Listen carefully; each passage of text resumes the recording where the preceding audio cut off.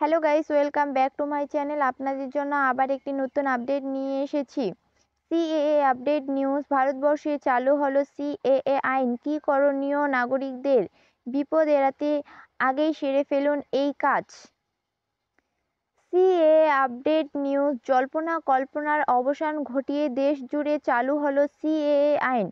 লোকসভা ভোটের আগেই গুরুত্বপূর্ণ সিদ্ধান্ত জানালো নরেন্দ্র মোদী সরকার। সিএএ লাগু হওয়ার অর্থই হলো আর কিছুদিনের মধ্যে লাগু হয়ে যাবে এনআরসি। এদিকে সিএএ চালু হওয়ার ঘোষণা হতে চিন্তায় পড়েছেন ভারতবর্ষের আমজনতা। সিএএ আপডেট নিউজ এর ফল কী হবে তা ভেবেই শিউরে উঠেছেন অনেকে।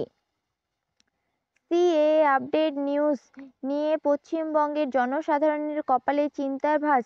এমতা অবস্থায় কী করা উচিত তা নিয়ে সংশয়ে পড়েছেন অনেকে। আজ প্রতিবেদনটি তাই পশ্চিমবঙ্গের সমস্ত জনসাধারণের জন্য, যারা ভাবছেন বিপদ এড়াতে ঠিক কী করা উচিত তাদের, যাতে পরবর্তীকালে কোনো সমস্যায় পড়তে হবে না, তাই আগেই মন দিয়ে পড়ে নিন আজকের প্রতিবেদনটি।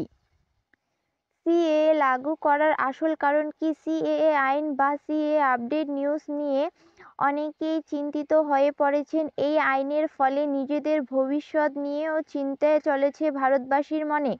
বর্তমানে ভারতভূমির বড় অংশে জনসংখ্যা অন্য দেশ থেকে আগতদের বলা বাহুল্য। ভারতের বহু স্থায়ী বাসিন্দা পার্শ্ববর্তী দেশ থেকে এদেশে এসেছেন ও কালক্রমে ভারতের বাসিন্দা হয়ে উঠেছেন। সিএএ আইনের উদ্দেশ্য হলো তাদের সকলকেই ভারতীয় নাগরিকত্ব দেওয়া।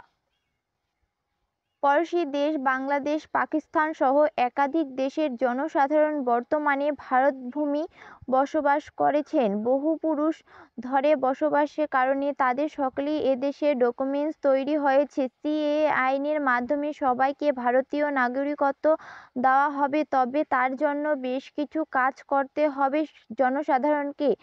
পাশাপাশি ভারতের স্থায়ী বাসিন্দা যারা, তাদেরকেও নিজেদের অস্তিত্বের সাপেক্ষে প্রমাণ দিতে হবে। তার জন্যেও বেশ কিছু কাজ অবশ্যই করণীয়।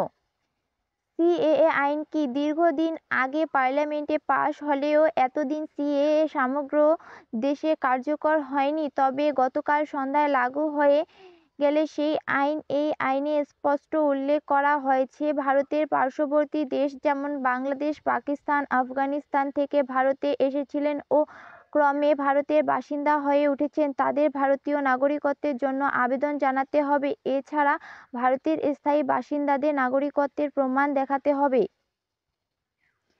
এই আইন অনুযায়ী 2024 সালে 31শে ডিসেম্বরের আগে যারা কমপক্ষে ভারতে 6 বছর ধরে বাস করেছে তারা সকলেই নাগরিকত্ব পাবেন। বিষয়টি নিয়ে মানুষ বিশেষ ভীত হতে